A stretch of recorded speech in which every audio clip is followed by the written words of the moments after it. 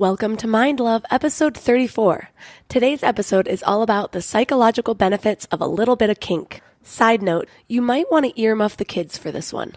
What's the depths that you are willing to experience to let go? And I think that's what love is, to let go and give in to all of the emotions that come up when you're surrendering to this force that's greater than you.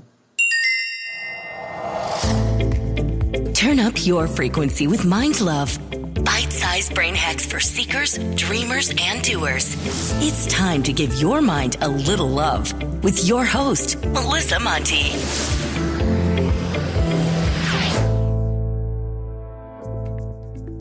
First off, Mind Love is now a CastBox original.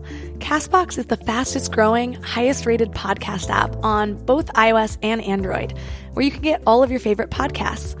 It has a super clean layout, and you can create playlists and download episodes to play offline. It's my personal favorite and where I listen to all of my podcasts.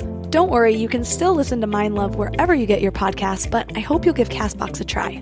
Second, don't forget to subscribe on whatever podcast platform you're listening on, and leave a review if you can. Reviews really help to entice more amazing guests, plus it helps me grow the show, which ultimately helps me give more value to you guys. A little disclaimer, I've been sick all week, so my voice is a little off, but I prefer to tell myself I've got that Phoebe Buffay sexy sick voice rather than the snotty little boy voice going on, so we'll get through this together. Today, we're exploring a realm I have yet to hear on a mindfulness show, but I really think that there are so many benefits to opening your mind to things outside of your comfort zone. And when I go over some of these stats in a minute, you'll see why. We're talking about BDSM. BDSM stands for bondage, discipline, sadism, and masochism. We've all heard the saying that there's a fine line between pain and pleasure, but for those that partake in BDSM, that line is pretty blurred. Thanks to the famous 50 Shades of Grey, BDSM is more popular than ever. The dating site OkCupid did a survey and found that 58% of users have a desire to participate in bondage. But another survey done in Australia found that only 2% of people admitted to actually partaking in BDSM. So I guess, depending on word choice, people may or may not admit to what they're doing in the bedroom. Now the question is, are these people with more extreme sexual practices freaks and sexual deviants, or does it have its benefits? Here's where it gets really interesting. Recent psychological studies have actually shown that people into this sort of thing might actually be happier and healthier. There was a study done in 2006 that showed, compared to the normative samples, BDSM practitioners had lower levels of depression, anxiety, post-traumatic stress disorder, psychological sadism, psychological masochism, borderline pathology, and paranoia. They did display higher levels of narcissism and dissociation. Makes sense. But okay, how about this one in 2013? This one showed that BDSM practitioners exhibited higher levels of extroversion, conscientiousness, openness to experience, and subjective well-being. But they did show lower levels of agreeableness. Not a bad trade though, right? If I wasn't already curious, I was. I definitely am now. So today we're lifting the veil, and our guest is actually a professional dominatrix named Collette Pervette. She's been practicing the art of intimacy and power exchange for the past 14 years. She also holds a PhD in human development and education from UC Berkeley, and she thinks that fantasies and suffering have the potential to lead us to our higher purpose. So today, 3 key things we will learn are how becoming vulnerable can deepen intimacy, how to get the balls to speak your own hidden desires, and how to be more open and accepting towards people and situations in all areas of your life. Before we dive in, I want to invite you to sign up for the Morning Mind Love. You'll get short daily reminders of your own beauty, worth, and power so you can start each day with a positive mindset and keep your vibes up between episodes. To sign up, visit mindlove.com and sign up right there on the homepage. You'll get some amazing free gifts when you do. First, you'll get our exclusive Powerless booklet, which is an awesome free booklet based on proven principles from the most successful people and some of our favorite guests. Plus, you'll get a free guided affirmation meditation set at the miracle tone, which is known to help attract love, health, and abundance into your life. The layered affirmations perfectly tune your frequency for personal transformation. So be sure to head to mindlove.com to sign up. Or if you're out and about, just text the word morning to 444-999. That's morning to 444-999. And now let's welcome Collette Pervette to the show. Thank you. Thank you for having me. How did you get into the world of BDSM and go from typical college student to dominatrix? It started 13 years ago when I moved up here to the Bay Area, and I started graduate school. And my friends from UCLA moved up around the same time, and two of them started working at a house of domination. And one had a okay, not so great experience, and my other friend, whom I was closer with, had a really good experience. And I started asking her questions about what she was doing, and it just sounded really curious to me. I didn't quite understand it, why men would come to pay a woman to do degrading, humiliating, painful things to them, and didn't really know what it was, and I was curious. And so I called up the headmistress of the house, and I went in for an interview, and she took me in. That's so interesting. So you were just taken in. Having never done something like that before, that must have been totally nerve-wracking. What was that like for you? It was nerve-wracking because there were so many things going on. I didn't know if it was legal or not, and it is in this gray area. I didn't know what I was getting myself into, really, and it was quite intimidating to come into a house where there are a dozen other dominatrices. And so it felt like I was just like the new girl trying to find her ground in the space of women who are very dominant. And I'm just learning how to be a dominatrix at that time. So it was completely intimidating and a little bit scary. Something told me to keep on going because I wanted to understand it. And I didn't quite understand it until I started just taking sessions. The place was called The Gates. And that's how you learned. You just kind of watched others take sessions. And then at some point you just say you're ready and you start taking sessions, and that's how you learn. So it was completely intimidating and totally scary, and at the same time exciting because you get to become somebody else. You get to act as if you are a woman in power. And what I learned is you act as if at some point you become this woman in power, and it's all play.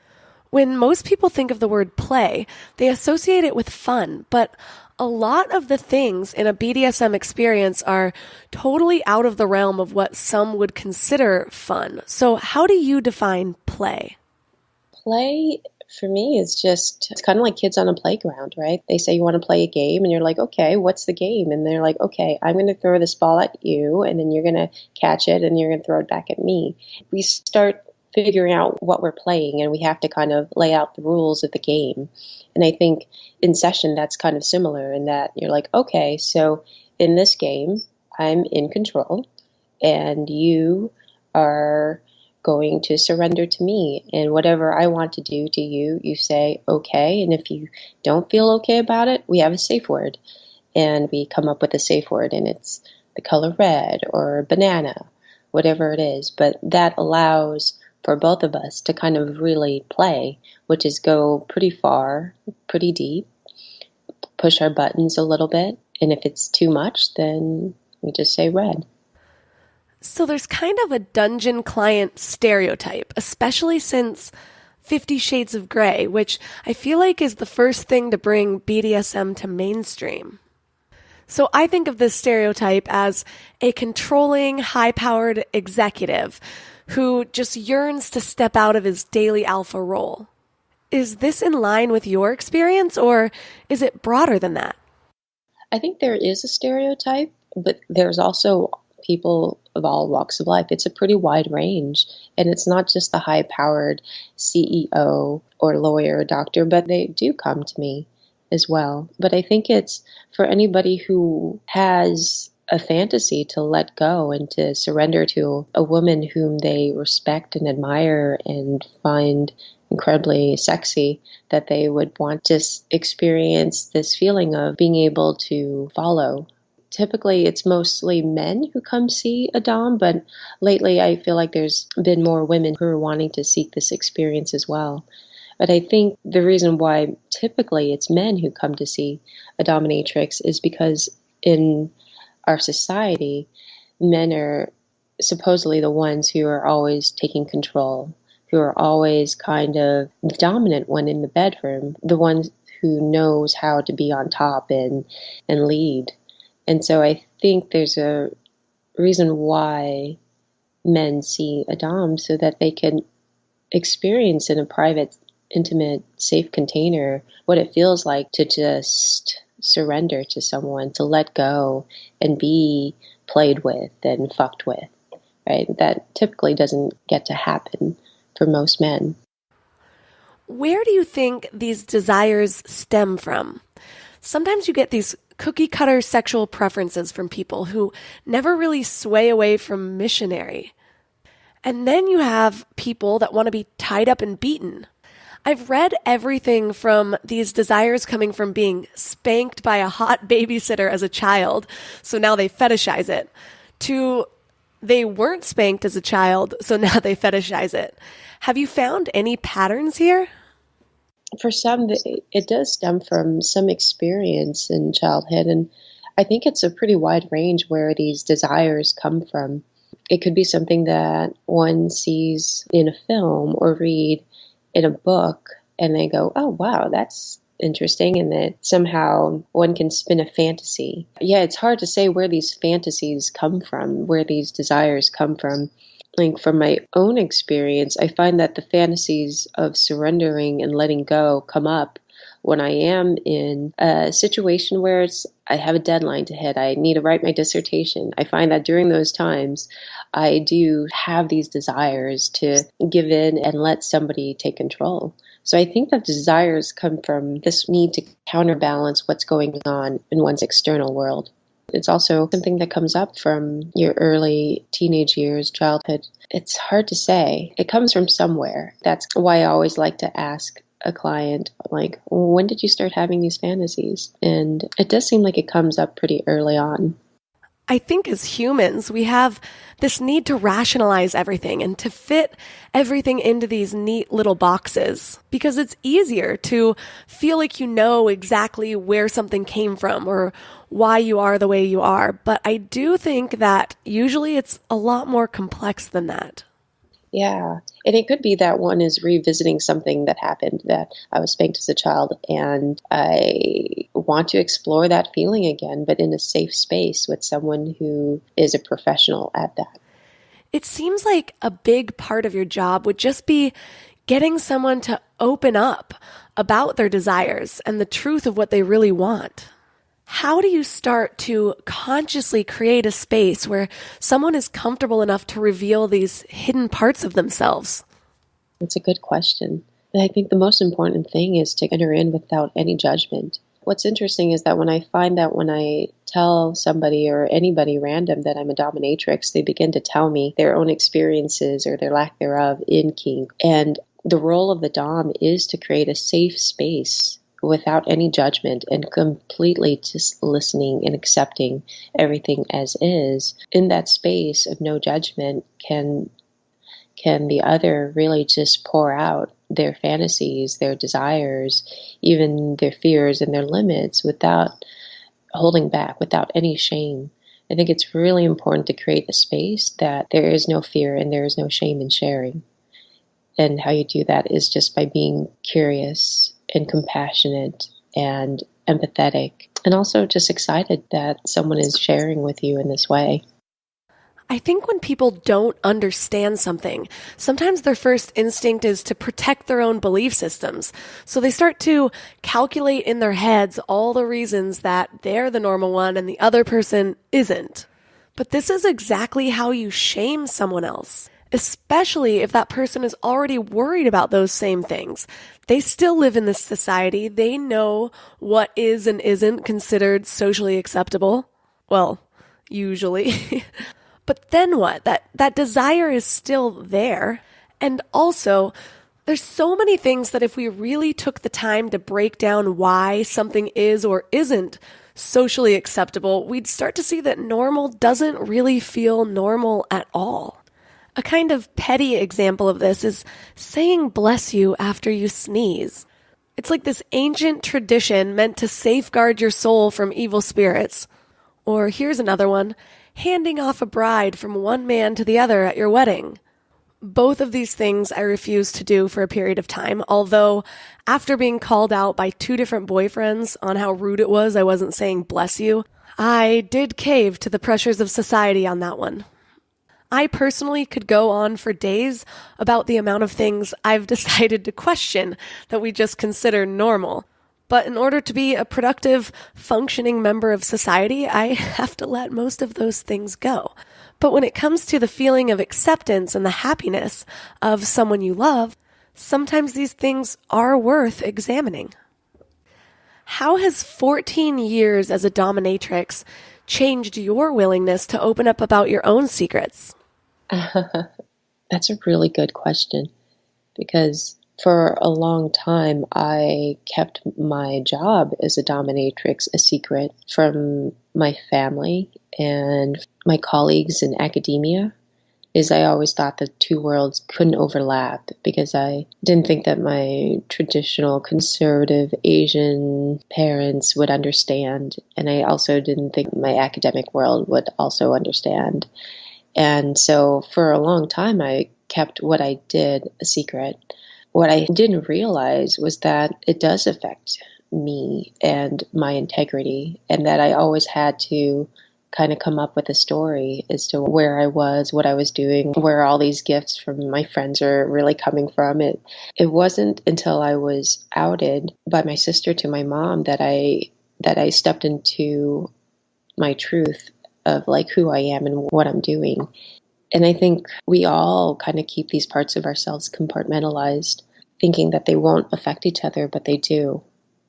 And what I've kind of learned in the past 4 years since being completely out to my family and to my former graduate advisor as well, is that there's something quite powerful in being able to step into your truth.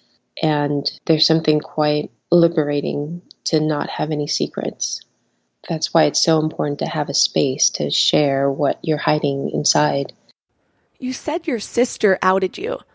Looking back now, do you wish that you had remained in control in that situation? Or do you think that you needed that extra push to kind of be thrown out of your own closet? Yeah, that's a good question. I mean, looking back, I wish I was the one to tell my mom, because I would have told her in my own words what I did and what I was doing and why I see the benefits of it.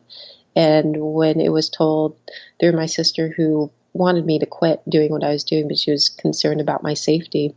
So she, said it in a very alarmist way to my mom, and they were both afraid for my life that I was ruining it. I wish I was able to have that courage to tell my mom what I was doing, but I didn't. And, I was so upset with my sister for outing me. But looking back, it was the best thing that could have happened to me. I needed that push. I needed that to come into my truth. And I think that I didn't have the courage, or I would tell myself the story that my mom couldn't handle it, that they wouldn't understand, and that I have to keep it separate. I didn't realize until I came out or was outed that I could still be a daughter that my mom loves and is proud of while still being a dominatrix. I have been gradually converting to all natural, non-toxic products over the last few years, and one of my highest priorities was deodorant. But the problem is a lot of the natural ones just don't work that well, or they're messy to put on. But I finally found a safe aluminum-free deodorant that changed the game for me. Kapari. Kapari's coconut deodorant is aluminum-free, and it actually doesn't suck. It doesn't plug your sweat glands, and it takes care of any smell without messing with your body's natural patterns. But most importantly, it works. It fights odor with plant-based actives like sage oil and coconut oil, and it outlasts even your longest days. It's gotten love from editors at Cosmo and People, and you can check the thousands of 5-star reviews on Kapari's website. It's Kapari's #1 selling product. They can barely keep it in stock. Kapari's deodorant doesn't leave behind a sticky white residue either, just that sweet, subtle scent of fresh coconut milk. It's also free of silicones, sulfates, parabens, GMOs, and baking soda, so it's perfect for sensitive skin. So knowing there's a safe, clean option out there that works just as well and smells amazing, why wouldn't you want to try it? Kapari even offers a money-back guarantee, so there's really no reason not to. So say aloha to Kapari. Go to kapari.com/mindlove to make the safe switch today and get $5 off your first order. That's kapari.com/mindlove. kapari.com/mindlove. I just ordered a new underwear set that I'm so excited about. I'm just so done with overpriced underwire bras with straps that are constantly falling off my shoulders, so I basically just live in sports bras. Tomboy X is the perfect cross between cuteness, comfort, and practicality. I couldn't have designed the bralettes better myself. It feels like it was made for me. It's time to stop wearing underwear with more frills than function. They have bikinis, briefs, boxer briefs, trunks and boy shorts, soft bras, and racerback bras in everyday basic colors, fun seasonal prints, and even brilliant colors. And all options come in XS to 4X. So no matter where you fall on the size or gender spectrum, Tomboy X offers amazing underwear that any body feels comfortable in. Go to tomboyx/mind and check out their special bundles and pack pricing. And Mind Love listeners get an extra 15% off with the code MIND. Again, code MIND for an extra 15% off. Ditch whatever you're wearing for a pair of Tomboy X underwear. Go to tomboyx.com/mind. It seems like everyone's talking about FabFitFun subscription boxes, and I can totally see why. For just $49.99 each season, you'll get a box filled with 8 to 10 full-size, premium beauty, fashion, fitness, and wellness products valued over $200. Their summer editor's box was just released, and some of the things that are in there have an individual value worth more than the entire cost of the box. My favorite product in the whole box is this brand new edition of the Foreo Luna Sonic Facial Brush. This thing is awesome. And this alone has a retail value of $89, and it's not even released to the general public yet. So FabFitFun subscribers get to try it before anyone else. You can also choose products and add-ons that you want in your box, or just keep it a surprise. Sign up for FabFitFun today to get your summer editor's box. Go to fabfitfun.com to sign up and use my code MINDLOVE to get $10 off your first box. That's over $200 for only $39.99. Go to fabfitfun.com and use my code MINDLOVE to get $10 off your first FabFitFun box.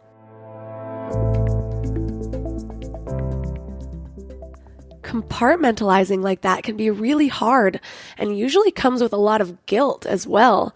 Did you ever experience shame around what you were doing? And how did you switch that to this feeling of empowerment that you seem to have about it now?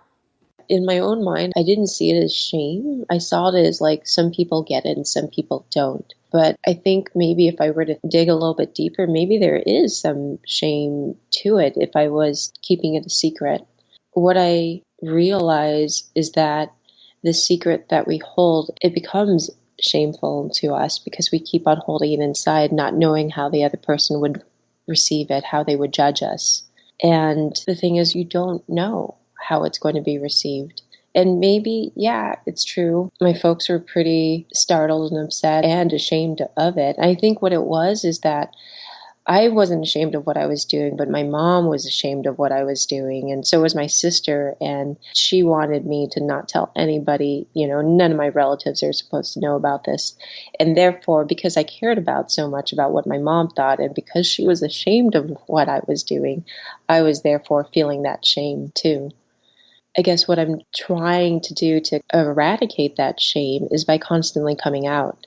So whenever anyone asks me what I do, be it like my Lyft driver or doctor, I just tell them the truth. I tell them I'm a dominatrix.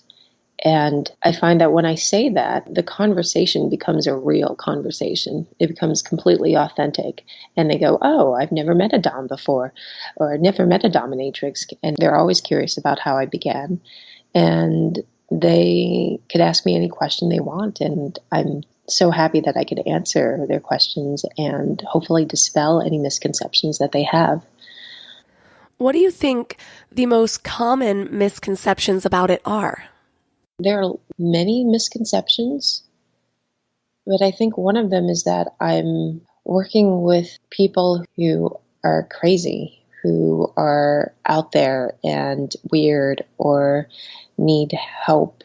I think that there's a misconception that people who seek out pain, humiliation, degradation, submission are not normal, when in fact, everyone I see are playing completely normal people in their everyday lives, but in this space where they can explore their fantasies and play out, role play anybody that they want to be, that what they want to explore just seems so strange to some people, right? It's like, why would you want to experience humiliation? Why would you want to be flogged? Why would you want to be pissed on? Why would you want any of that? Is what most people from outside looking at, getting a glimpse of what's going on would ask. Like, that just sounds crazy. And with my sister and my mom, when they both wanted me to quit, they thought I was slightly crazy. They thought what I was doing was crazy, and the people that I'm meeting with are not normal, and that I needed help. And so I think that's a misconception, that what we're doing is totally crazy. And I guess what's so interesting about BDSM is that it's a space that transcends binaries in the way that we think, right? It transcends pleasure and pain. Like, the two, it gets blurred when pain becomes pleasurable. And crazy and normal doesn't exist anymore in a space where there is no judgment about what's normal and what's not. I think there's also this misconception that most doms are man-haters and they're just getting their anger expressed in this way, when in fact in this space it's all love. It's an expression of love that most people don't understand. And it's just like, what's the depths that you are willing to experience to let go? And I think that's what love is, to let go and give in to all of the emotions that come up when you're surrendering to this force that's greater than you. When we peel back the layers of our consciousness, we all have these dark pieces, or these pieces that we don't think will be accepted. When we can't find ways to express them, either physically or verbally or emotionally, I think just like with anything, they'll always find ways to come out, and usually in ways where we have less control. Like maybe we lash out because there's this part of us that's being unfulfilled. Or maybe our desire to be spanked or punished translates to us seeking relationships that are actually abusive. We all have our different things, but I think to feel a connection, knowing we've laid it all out on the table, and to feel total acceptance without judgment is this really beautiful thing, whether that involves some light role play or a whip and a ball gag. I agree. If anything, it feels like it's modeling what a relationship can be, in that it's such clear communication, right? Sometimes we get into relationships with another and we don't communicate what our boundaries are, what our needs are, and we try to control each other as well. If you love me, I can control you. But here in this space where it's so clear what's going on, my sub is trusting me to take control. And in that space of surrendering, they're able to shed all their layers of ego, who they think they are. It's completely gone. And they become objectified. They become nothing. They become anything that I want them to be. And they just serve and they bring me pleasure. In that space, it just opens up all these possibilities of how to express oneself, how to express love, and how to trust. How has being a dominatrix changed the way that you think about intimacy? For me, being a dom has shaped the way I think about intimacy, in that I can see that intimacy is really about being vulnerable and allowing yourself to get hurt.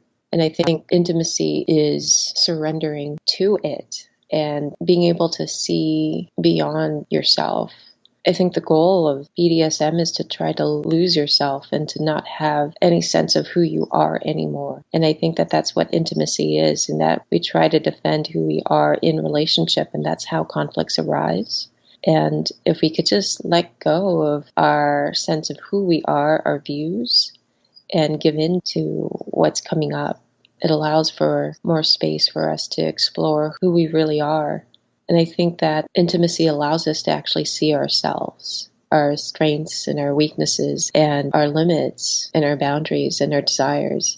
And if we allow ourselves to be seen fully by someone without holding back, without trying to put on our best self, we're just allowing ourselves to be fully exposed and seen for who we are. I think that's what intimacy is. Have you had any aha moments or moments of clarity from your time in the world of BDSM? I think what I've come to really realize is that what makes this session so powerful and what makes the whole experience so incredible is that it's everything that you need to learn in life. It's in a session. You're learning how to trust someone. You're learning how to let go. You're learning how to shed all of the layers of yourself and become nothing. And in that nothingness, you find that you're limitless and that you could be anybody or anything for somebody or not. And you're not running away from the uncomfortable. You're not running away from pain. You are just in it and you're surrendering to it. And in that moment of surrendering to it, it doesn't become something to run away from. It is just what it is, and it becomes bliss. It's a meditation of just being completely present to what is coming and what is there, and experiencing it. You have been in serious relationships since you started working as a dom, and you're open with them about what you do, right? Yes. That's pretty crucial that I am completely open about what I do. And my current relationship with my partner, he was actually my former client, so he knows completely what I do. Do your lovers ever experience any sort of jealousy, or are they intimidated? And if so, how do you work through that? Yes. My previous boyfriends in the past have experienced a lot of just feeling, jealous, or they can't compete with my subs who shower me with love, affection, appreciation, gifts, and they don't really know what goes on in a session. They think that me being intimate with my subs and clients somehow takes away from our relationship and our intimacy. Somehow it becomes less sacred. But with my current partner who understands what goes on in a session, he knows that me being intimate with my subs and clients is a completely different relationship than what we have, and that there's a space to explore these fantasies. And what's so interesting is that now that he is my partner, we actually don't play in the same way that we used to when he was my client. He actually seeks out my friends who are also dominatrices and fulfill his fantasies through their time together. And so I remember at first I was like, oh, I wish I was still your dom. But then I realized that maybe there is a reason why there's a dominatrix, and that there's a space for someone to go seek out a dominatrix that's outside of their partnership or their marriage or their current relationship, because maybe your wife doesn't want to dress you up as a woman and sissify you and do all these degrading things to you. Maybe it's just not the space, right? And so there's a space for that outside of that relationship. I think that when you don't know what's going on, it's very easy for jealousy to come up. But once you see what's going on in a session, how different that relationship looks, then it no longer becomes a threat, because you have clear understandings and perfect knowledge of what the nature is and what it is not. Do you ever find yourself craving the opposite experience? Kind of like that high-powered exec we talked about earlier? Being the dominant one so often, do you ever just want to be the submissive? I think it varies from time to time. I think right now I don't have that desire. I know that I'm a switch, and that when I first started as a dom, I had fantasies of being submissive, and I didn't have any fantasies of being a dominant. And now that I am a dom, I rarely have fantasies of wanting to switch or be submissive. I don't know. I think it really varies from maybe age or what's going on in the whole ecosystem of my environment. So I can't say that it's just this perfect counterbalance that I need. But from time to time, I do have those fantasies, and it doesn't come from wanting to counteract being a dom. What I find that I do want to do to counteract being a dom when I'm with my partner is that I become completely asexual, like almost like this really strange asexual muppety character that's like not at all sexy, just really childish, goofy. And that's the way to like counteract being a dom for me. It's just being this really childish, goofy character that I call slut mup, or my partner calls me slut mup. I feel like I know that character. She's not called slut mup, but I do go into toddler mode. There's like this entire personality in there that's just like a little kid. But I've always been kind of like a little kid in ways. And especially now that I'm married, I think it's just that I'm so comfortable with my husband and confident that he loves every part of me, so I'm comfortable enough to bring that side of me out more. That's role playing, right? That's like wanting to just be a child again and be goofy and silly and not have to think about being like, is this attractive or is this not? It's like, no, I'm just goofy, right? Yeah, we all have these different layers of ourselves, and the more of them you expose, the more intimate you become with someone. For me, my childish side doesn't really have a voice, but she definitely has mannerisms.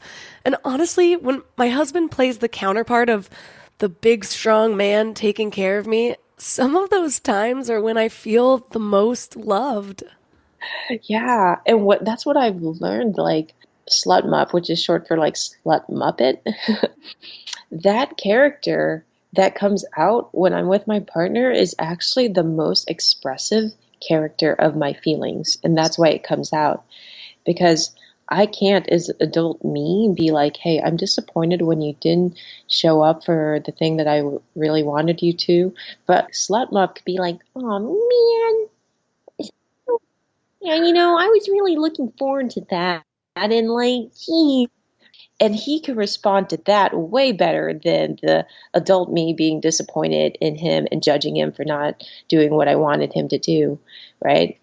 The slut mup character can also express like my deepest fears, my saddest emotions with this cute funniness that can actually speak to him without getting his defenses up, because I have abandonment issues, and now we could joke about it when I could say like, oh man, am I being abandoned? Super sad. Wow. Right? And way better than my adult self could ever say that. I can't be like, whoa, this is triggering something from childhood, and I know that I'm trying to get over it, but I can't. It just doesn't work the same way. And I think there's so much wisdom in that child self coming out and expressing, because that child self knows how to express without fear or shame, while the adult self has judgments about that. Okay, so when you start to explore these deeper layers of your consciousness and reveal some of your sexual secrets, sometimes this can go really well, and other times it just might feel misaligned. How important do you think that sexual compatibility is to relationship compatibility? I think it's really important to lay it all out, because the moment that you can't share something with someone that you're intimate in, that begins the breakdown of the relationship, or a wall that comes up that you've created for yourself or in the relationship, assuming that the other can't handle it. And maybe the other can't handle it, and that's why these walls come up. And that's why you think you have to hold it to yourself, this secret that maybe the other person would think it's, oh, that's too much, oh, that's too weird, oh, that's strange, why would you want that? And the voices that we hear from ourselves or the other can create that distance, that wall that makes it so that we can't be fully intimate with each other, and we can't be fully vulnerable and let it all out. How would those that have known you since before your life as a dom say that you've changed over this time? They would say that I'm more confident in myself. Before, I used to question a lot. I used to have a lot of insecurities, especially around my body and the way I looked even.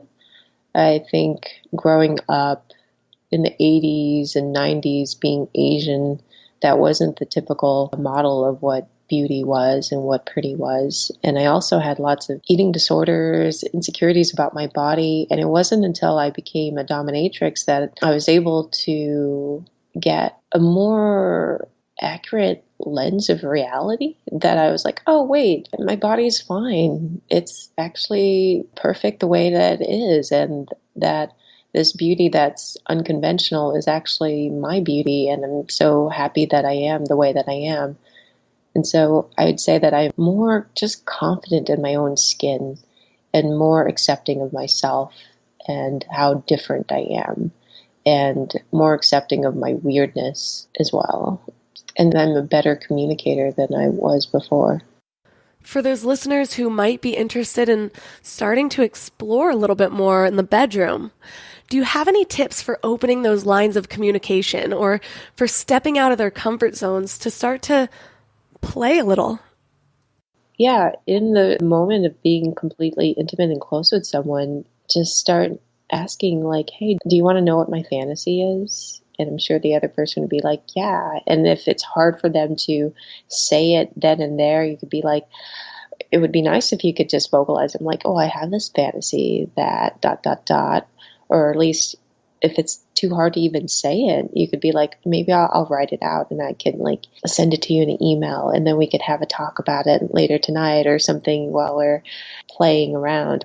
I think it's hard to begin to share those fantasies, but there's always a creative way to make it kind of fun. There's a way to make it really fun and sexy. And I think that if someone really wants to get intimate with you, that they will want to know what your crazy fantasy is and how to begin even playing in a kinky way. I say just kind of go really slow and don't dive in too fast and quick. And maybe it starts with just taking away your sense of sight and just adding a blindfold into the mix, or asking the other, do you want to be spanked? And they may say yes, and you could ask them how they want to be spanked, or starting to open up that space of like, do you want to explore something that I haven't done before, that it's just been in my head forever? And hopefully if the other would say yes, and that begins like this whole journey of playing out these parts of ourselves that want to come out. And I think that's the heart of what BDSM is. It's just being able to be someone else that you're not, to role play and to experience something new. Just go really slow and enjoy the space in between the spanking, and really just relish in every moment that is new. The thought of opening up and then being rejected can be terrifying. One thing I think could be helpful is remembering not to attach yourself to these things so much. Just because you have some teacher schoolgirl fantasy doesn't make you some sexual deviant that wants that exact situation to play out in real life. You might just be turned on by that contrast between a powerful position and vulnerability. And if it's your partner's response you're nervous about, go at it with curiosity. It could be a really great way of finding another layer of compatibility. Open-mindedness can be really sexy, especially within boundaries that you both agree upon. And yes, of course there's a chance that they're going to say no, or they won't be into the same thing. Just like you want them to be open to hearing what you want, be open to hearing what they do and do not want. Then decide how important this is to you. Can you find a common ground? The very worst case scenario is that your partner thinks differently of you or shames you for these things that you're thinking about. And honestly, I would consider that a red flag to be thankful for. I know that I definitely have my boundaries. There are things that I am not willing to do. But if somebody opened up to me about anything, I would just respectfully tell them that. The last thing that I would want to do is to make them feel any sort of shame about it. And that's a character thing. If shaming and judgment didn't come out in this situation, it probably would in other areas of your life. Right. I think that's a really good point. That's a really great place to know if someone is open enough. If they can't handle your fantasies, then maybe that means something about wanting to go deeper with that person, or maybe just knowing that, hey, maybe let's explore. Well, maybe I can't do this, but possibly if we enlist a dominatrix and she can top you and maybe she could teach me how to. Or once it comes out there, the desire, the fantasy, the secret, it becomes something that the other person can now understand or play with or work with. Yeah, just trusting to let it come out, let it be expressed. And then from there, see how it can be expressed with each other. As a dominatrix, you see so many types of people, shapes, sizes, races, fetishes, all different things that may not have been your personal preference. I assume that there's been a pretty big shift in how you view those things now compared to before being a dom. Do you have any tips for listeners to bring that level of acceptance to other people or situations in their lives? I think just remaining curious and trying to understand why someone would want that. And rather than being like, oh, that's weird, that's strange, and just cutting it off as, oh, they're weird, they're crazy. Ask questions as to, oh, can you explain why you find this pleasurable? Just remaining curious, compassionately curious. I mean, I didn't understand why a dominatrix existed before I became one. And now that I am one, I can understand this world and the psyches of those who want to explore it. And so just know that you may not know everything, and that what you don't know is kind of the beginning of a discovery. And possibly that resistance that you have to it could be actually the thing that you should investigate a little bit further. For listeners who are interested in finding out more about you or hearing more of your stories, where can they find you online? I have a website that I just created, and it's still in its early developmental stage, but it's called pervette.com, Pervette. And it's a space that I'm creating that is similar to my dungeon. I'm trying to create a safe space virtually where we can explore our fantasies and choose our own erotic adventure. It's in a place to build community and share our stories as well. It's there that where I'm trying to come out more with the things that I've been hiding or ashamed of. I'm trying to kind of write it out. And hopefully through my own sharing, it can inspire others to share what they've been wanting to express, but not know how. And I'm also on social media under Domina Collette via Twitter and Collette Pervette under Instagram. Well, I feel like my bucket list of things to try just got twice as long. Okay, truth be told, BDSM was the first porn I really got into, but I no longer really condone porn because it rewires your brain and can quite possibly ruin your sex life. So maybe try these things with a partner you're comfortable with, rather than binging on videos on the deep, dark web. For all of the links mentioned in this episode, head to mindlove.com/034. Leave a review on iTunes or a comment on CastBox if you have some extra time, and follow Mind Love Podcast on Instagram for some extra content between episodes. As always, thanks for giving your mind a little love today, and I'll see you next week. Thanks for tuning into Your Higher Frequency with Mind Love. Head to mindlove.com for a free gift to keep your vibes up until next week.